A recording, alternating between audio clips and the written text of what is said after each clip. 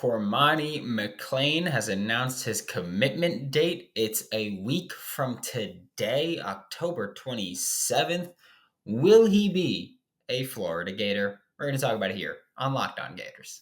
You are Locked On Gators, your daily podcast on the Florida Gators. Part of the Locked On Podcast Network, your team every day.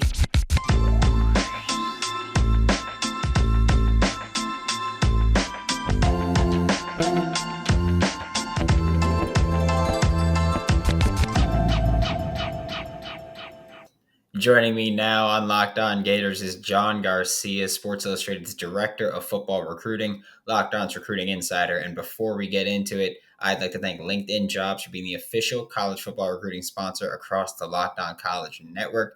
LinkedIn Jobs helps you find the candidates that you want to talk to faster. Post your job for free at linkedin.com/LockedOnCollege. Terms and conditions apply. And John, we've got, big news happened recently. We are recording this on Wednesday, and on Tuesday night, Cormani McClain said October 27th, commitment date. Florida, Miami, Alabama. How should Gators fans feel now with a date set where we've spent, months going, this is going to be an early signing day thing, this is going to go down to the wire, and now not so much? Yeah, Brandon, we started to hear some smoke about a potential early commitment, right? We didn't know how early it was going to be. The visits started to become fewer and further in between. I think once he canceled that Bama official, it really became a matter of, okay, is he getting closer to doing something, or is this just delaying the inevitable and he'll take the Bama visit in December and go all the way to signing day like a lot of us expected? So obviously the answer has now been revealed. And October 27th, next Thursday, Cormani McClain will come off the board, number one player in the state of Florida, number one defender in America on Sports Illustrated. Of course, number one corner comes attached to that. So two things here with that date. One, confirmation that Georgia and Miami were on the outside looking in. I know Miami's got a hat on the table, but not a lot of visit traction. Early official visit, probably a little too early from that Miami perspective. No plans to get back down to Coral Gables. I think that's probably dark horse puncher's chance, third team, whatever you want to call Miami. I think that's them. And then obviously the group of finalists was down to 3. So that confirms Kirby Smart and Georgia are not in the final picture. We assumed Georgia was fading a little bit because we've viewed this thing as a Florida Bama battle for a while. But confirmation is a different thing, right? Because now we know, hey, Georgia's not a finalist. They're not going to get a visit here at the 11th hour, which I know at one point late in the summer was being talked about by Cormani himself to me as a possibility. So huge news in that regard, just from a tangible perspective. So now, okay, what about Bama, right? Because look, this thing is lining up so well for the Florida Gators. Most frequent campus he's been to, most recent campus he's been to, obviously canceled that Bama official visit, and he will now be committed to a school before any rescheduling of that visit goes public. There's no record of what he might do this weekend. I'm hoping to go see him Friday and maybe ask myself, but when a kid comes out with this verbal commitment date so soon, we're talking 7-8 days away from the announcement. Typically, it means that you know where you're going. And all of that, at least publicly, has to favor the Florida Gators. So really the question really is will there be visits after the commitment? And if so, does Bama get that visit rescheduled? That really is all it becomes after the 27th. But leading up to that, you got to feel good about Florida's place here, right? There's really no other way to slice it. It's not quite as home run-ish as Deshaun Johnson was, or even Bryce Thornton, which was another Florida Bama battle that ended last week. It's not as clear behind the scenes, but when you talk to Cormani, when you see those around him, Florida is the school that feels like home. We've talked about Corey Raymond and that lineage and all that, to the 9th degree. So that speaks for itself at this point. But again, I think the timeline here really has to favor the Florida Gators, and it's a big deal and it's timely, right? Florida has not been great on defense. I think I saw a stat where the pass defense is like last, or it's beyond the hundreds in the nation right now. So it is timely for Florida. It's going to be a huge defensive back haul with or without Cormani, especially with those 2 additions last week. But this becomes just a different stratosphere of perceptional growth for the Gators. It solidifies Billy Napier and this coaching staff as a legitimate contender for anybody they go after. And I do think it reemphasizes Corey Raymond's place as the premier cornerback, in particular, cornerback recruiter in the United States of America. So I think when you transition schools and there's some drama and all that could easily start to be chipped away at. But I do think this would be sort of confirmation that it's still his show, right? And all of that is still ahead for him with that, the DBU stuff and all of that. So I think this is a huge perceptional deal for the Gators. And then eventually, should he sign with UF in December, it becomes a huge deal for 2023, right? Because you're not bringing in 6 or 7 defensive backs to have all of them set the bench. I mean, it's just the reality of recruiting, right? You've overhauled an entire roster. You've inherited some good talent, some not so great talent if you're Billy Napier and company. You're bringing in these guys to play early. So it reemphasizes how important a Cormani McClain, a Dejon Johnson, a type of commitment is to the Florida Gators, because those guys could see the field as soon as next September. And that's not something that every school can say. Yeah, I think for me, the biggest issue is just it feels like Florida for Cormani, and I'm just so ready to be hurt. I'm fully accepting that. PTSD, huh? Yeah, like beforehand, you joked Jackson State. I'm ready for him to just go like UNLV and Hey, just he visited BYU. He visited BYU, so yeah, watch and out. for a while, they were in that graphic that came out that was Yeah. like, "Hey, BYU's in there." Thankfully, no. But yeah, I'm just ready to be hurt. But looking a little beyond this, there's 2024, which this is the only 2024 kid that we're going to talk about, Desmond Ricks. And I wasn't going to talk about him, but shortly before we recorded, he tweeted 1022 at one of the graphics people. And I'm curious to hear your opinion on this, but more importantly, I want to play a little game. And Okay. because we know how these 2024 kids are. Is this a commitment, or is he releasing a top 5 to a top 30? Well, it's not going to be a top 30, thankfully. I think Desmond Ricks put out a top 10 a couple months back. That was when the whole what happened to FSU thing was going down. So I don't think it'll be a top 30. It could be a limited group. I think if it were a top 5, I think the Gators would be in it. I think Miami, LSU, probably Alabama, maybe Georgia would round that thing out. He's visited those schools. I don't know if Florida State has gotten back into the fold there. If it's a commitment, that becomes even more intriguing. I think there's less comfort with trying to project where he's going to end up singularly. I think a lot of schools have done a good job here, but I don't know if any one school has created distance with Desmond Ricks. So it could be something outside the box too, right? There's this time of year, things are winding down for a lot of kids. He's an IMG kid, right? Well traveled, been through the majority of the process outside of official visits, only because of his age. So yeah, sometimes you want to accelerate things in different capacities. So I could see him moving things up in a hurry, whether it's his timeline, just his plan for recruiting overall. So that could include a verbal commitment in and of itself. So I do think that it's a very intriguing post, and you got to keep an eye on it, right? Florida's got 6-7 DBs on board. Cormani will see. Hey, Desmond Ricks, if you want to be the next up or start off 2024, whatever that is, Billy Napier, Corey Raymond, and those guys aren't going to say no to him. He's a premier cornerback in the class of 24, so much so that if he were in the class of 23, he would rank in that realm of Cormani McClain, of these elite corners. We've at SI, we've got Malik Muhammad up there pretty high, a couple other guys. He'd be in that grouping as a junior, which is just not something we say for a lot of prospects. And Desmond has, the confidence, the size, the length, the fluidity to truly, lock down one side of the field. And he's a little bit bigger physically than Cormani at this stage.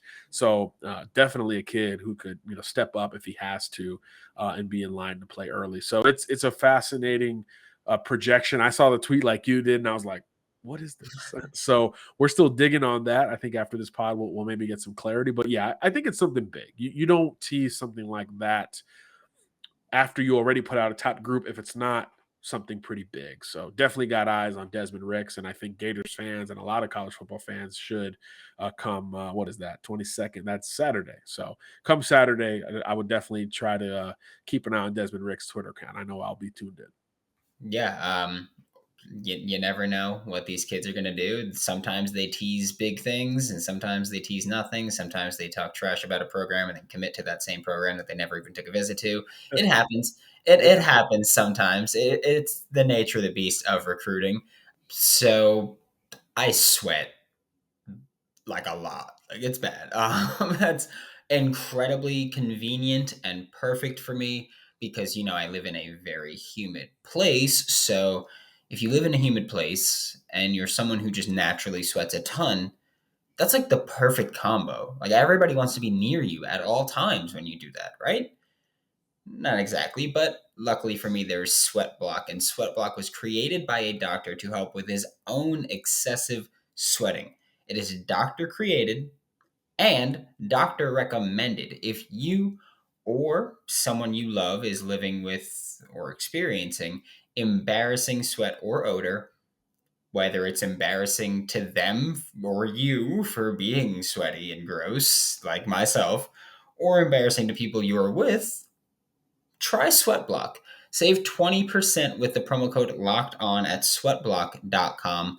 Also available on Amazon. Moving on to, back to 2023. And you mentioned it, Florida's defense has looked bad at a lot of times. Worst third down defense in the country. One of the worst just defenses in general right now. But again, that is something that Patrick Tony did at Louisiana. They were horrible when he showed up, improved every year, and they were number 11 in the country by the time that he left Louisiana. Of course, SEC is a bit different than the Sun Belt, Sure. but there are two players that Florida Gators fans want, that we all want, that we think could make an impact early on. Quay Rousseau and James Smith, high caliber defenders, reportedly a package deal, but also I feel like we've gotten feels of different preferences from each of them. Yeah, I I know agree. a couple weeks ago they both wore Bama gloves to one of their games, and that was a huge deal. What's the latest on them and their recruitment? Yeah, so they visited UF officially last week for that LSU game together, which I think in and of itself was a big deal, right? Because at one point it looked like Rousseau was going to take the visit, Smith maybe not, and these two have taken almost every visit together. So if they were going to split up, then even for a visit, the package deal stuff starts to dwindle down a little bit. But Smith did jump on and take the official visit as well. So all the package deal stuff feels like it's right back on for these two. And again, having been around them at different junctures, it really does feel like they're as close a duo as we've seen, in college football recruiting. A lot of times package deals are, family, or they're at very different positions, right? Like a receiver and a pass rusher. So it's hard to stay in line, but these two are both elite front seven guys with some positional versatility. So a little bit easier for them to actually end up at the same program. And like you said, I think everyone's looking up at Bama at this point. I think they're going to be back in Tuscaloosa this weekend.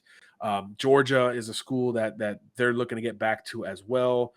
Auburn at one point early looked like a dark horse contender. Obviously, a lot of question marks around that program. So that's good for Florida because the door's open.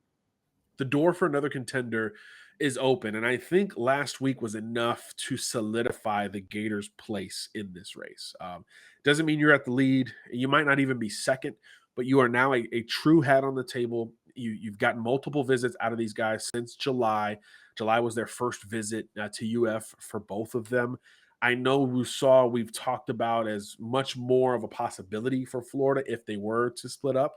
His dad's a big Gator fan. He's got ties to the state of Florida. I think the emergence of the young linebackers in particular is something Florida is easily selling to Quay Rousseau as an immediate impact type player. So I do think it's a little bit more advantageous for the Gators to continue to press for Rousseau. But look, Smith got back on campus. That's another position that's going to be totally overhauled. We talked about this D-line group that they've built on the commitment list for a long time, right? It's maybe the strength of the class, although Cormani jumps in, that conversation's over and the DBs lead that party. But James Smith would start to counter that, right? If you were able to bring him in. So intriguing for Florida to get them both on campus. I don't know if they'll be able to do so again going forward, but these two, as far as we know, are going to continue to take visits and push towards an early signing day decision. So there is still time, whether it's the coaches hitting the road, whether it's in-home visits later in the year, for Florida to continue to make positive impressions. But I do still feel like Rousseau is more inclined to UF than Smith at this moment. Although, again, Smith making the visit shows that Florida's in it maybe more than we thought at one point. So Auburn's a question mark in that regard. Bama, Georgia aren't going anywhere in this recruitment. Status quo there otherwise. So it really becomes, can another school get involved? I know James Smith is pushing for Ohio State. I know they had Alabama State in their group of finalists, which is the local school in Montgomery where they're from. Do they start to take other visits at the home stretch? Because now all these visits matter even more, right? You're not going to make a visit to a school you're not considering, which is why, Auburn to me doesn't have a trip on the docket for these two, while Florida just had them on campus. Bama and Georgia are set to do so in the next few weeks. So for me, it's going to come down to those three schools until we hear otherwise. And again, the timeline here favors Florida because it is going to push for the next 2 months. So you've got more time to make up ground, which is something clearly UF has to do compared to those, last two national champions who have already, have more stability and more established connections to everything that these guys want to do in the front seven. So you're in the race. You're not at the front, but you're in it, and you've improved your stock, obviously, coming off of an official visit. Yeah, and I mean, we've both said it today. Gators defense, bad. We know this. And you've seen Shamar James play early. You've seen Kamari Wilson play early. You've seen Chris McClellan play early. You've seen Devin Moore play early. There's a lot of true freshmen playing on this Florida Gators team. And you have to figure that for people like Quaversaw, James Smith, Cormani McClain, and any other people that are even considering Florida, they see the path to available playing time, right? Like 100%. that has to be something where they're looking at that and they're probably just licking their chops going, this defense sucks right now. We can make it a lot better. And if we can't make it a lot better, at least we'll be playing early on because Right. it's not great right now. And Billy has shown young players will play.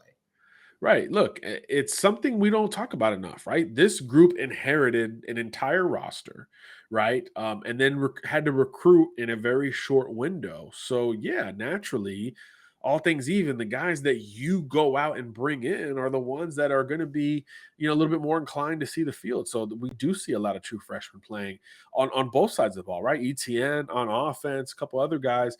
Look, that is the nature of a transition. So I do think that's something we're going to see more going forward, right? You expect a ton of roster turnover after this year at UF. It's just the nature of the beast because this is now the first full class Billy Napier and company are going to bring in. And as we look at the numbers here, we keep talking about it. It's going to be a big group, right? We've talked about 4, 5, 6 receivers, 4, 5, 6 defensive linemen. Same thing in the secondary. This is going to be a big recruiting class. So naturally, and there's a lot of spots left, right? We know at least one more DB spot is available. Certainly some more spots in the front seven are available. The O-line is still a major need for UF. So this could be a 30-man class before all is said and done. So you're not going to bring in that many to sit all of them. I think that is all but a guarantee. Yeah, and I mean, Lord knows they need all the help they can get. The Florida Gators don't have a game this weekend, so they can't not cover the spread. But last weekend, they were 2.5-point favorites against the LSU Tigers, which of course they did not cover. And if you've been listening to this show, you know Florida doesn't cover when they're favored. They don't. They cover when they're underdogs, and they don't cover when they're favored. That's how it's been this entire season.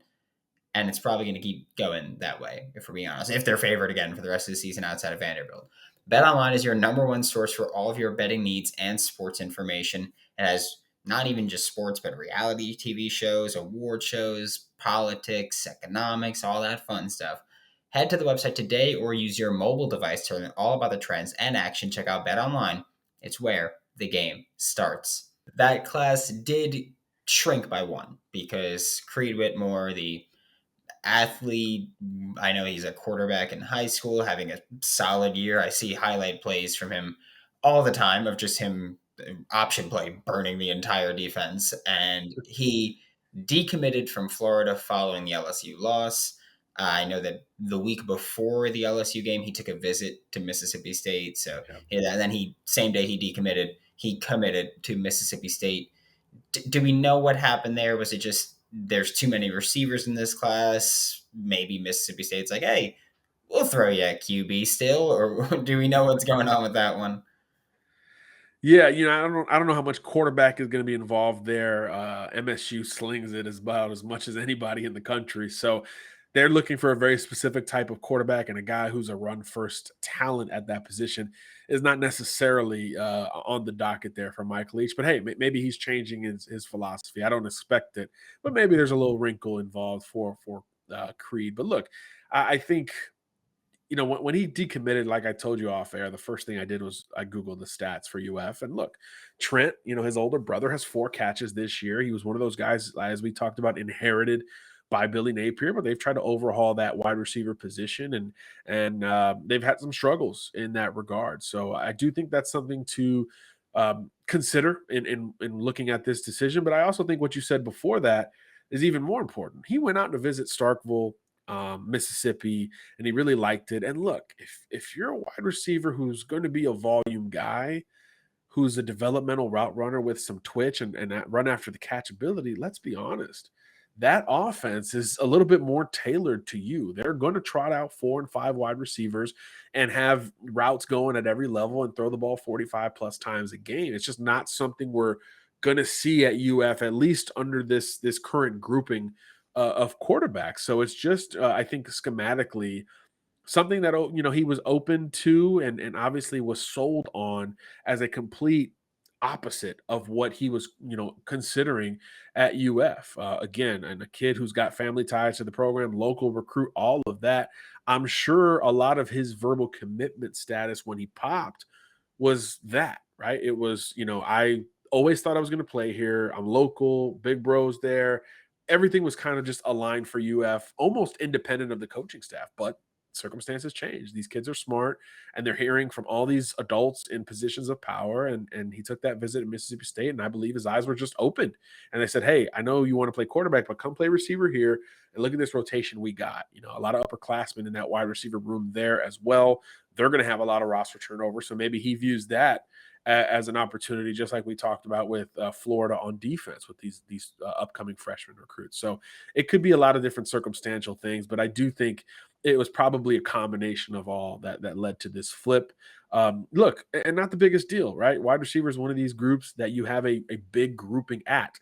It's just like if a DB decommits here in the near future, and I don't think I'm foreshadowing, but I could be. The group is so big and there's so much talent at the top end that it's just something that in the business of recruiting, you're more willing to accept as a fan base compared to a Marcus Stokes decommitting or a Kelby Collins decommitting, a guy at a premium position where you're like, man, there's not a lot of guys like that on this roster. Then it becomes a bigger sting factor, if you will. But, no disrespect to Whitmore, there's a good group of receivers still very much on board at UF, and they're probably going to have a chance to play relatively early. Yeah, you mentioned it. Trent Whitmore 4 catches this season after being pretty heavily involved in the Gators' offense last season, which again was more of that spread style, not air raid like Mississippi State, but very spread style with 4 Yeah. receiver sets. Here, Florida's very 12 personnel heavy, so there's 2 receivers at play the majority of the time. And Gators fans are starting to talk about Trent Whitmore maybe being a portal risk because Creed is going to Mississippi State. So Gators fans are just like, well, maybe we see Trent Whitmore follow him. We saw it with LSU to Texas A&M with Jake Johnson and Max Johnson from Yep. tight end quarterback. Obviously, this is playing the same position, not throwing to your little brother. But are we looking at a portal risk potentially for Trent to go, hey, there's playing time available at Mississippi State? Look, we talked about it earlier, Brandon. Any inherited player that especially has a decreased role. I mean, those are no-brainer transfer candidates, right? And now it's a little bit more tangible with Little Bro moving on from a recruiting standpoint. So yeah, there's going to be a lot of overhaul on this roster. Another reason why we keep seeing this recruiting class grow towards that number 30, right? So I think that means there's going to be a lot of maybe early declarations, certainly just traditional portal exits. And again, that's just the nature and the business of college football right now. People want to play, whether you're 18 years old or 21 looking to wrap up your college career, you want to play, especially if you've already had that taste, like we've already seen in Whitmore's case. So, yeah, I think there's some portal risk there, but you could start saying that about what every single position, all these freshmen playing. It makes every upperclassman look around a little bit. It's just something that is a part of an overhaul. It just is what it is.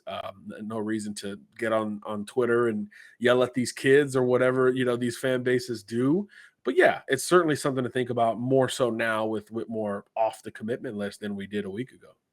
Yeah, and I mean, people will always make the comment about if a kid is transferring away from a program, he's quitting on the program, but you are more than happy to take in any transfers that want to join you. It's totally Yeah. not the same thing. It's definitely not the same thing I don't at all. think I don't think they said that about Osiris Torrance or some of these other guys. Yeah, they haven't said that about arguably the best guard in the nation right now. I Yeah, know yeah, Cyrus Torrance, yeah.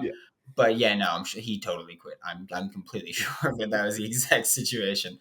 This was John Garcia, Sports Illustrated's director of football recruiting and Locked On's recruiting insider. Catch him all over the Locked On College channel and catch him on Locked On Gators every week. And hopefully next week we'll be talking about a certain corner committing to the Florida Gators. Thanks for making Locked On Gators your first listen of the day every day. We are available daily and free wherever you listen to podcasts. We'll be back tomorrow as joining me will be Trevor Sikkema. Can't wait. Pro Football Focus. I'm very excited for it. Now, check out Locked On SEC for your second listen of the day, hosted by Chris Gordy. Get the best coverage on the best conference, including the best university, the University of Florida. For Locked On Gators, I'm Brandon Olson. Don't forget to follow me on Twitter at WNS_Brandon. Find all my written work with Whole Nine Sports and Giants Country of SI.com. And I'll see you all tomorrow.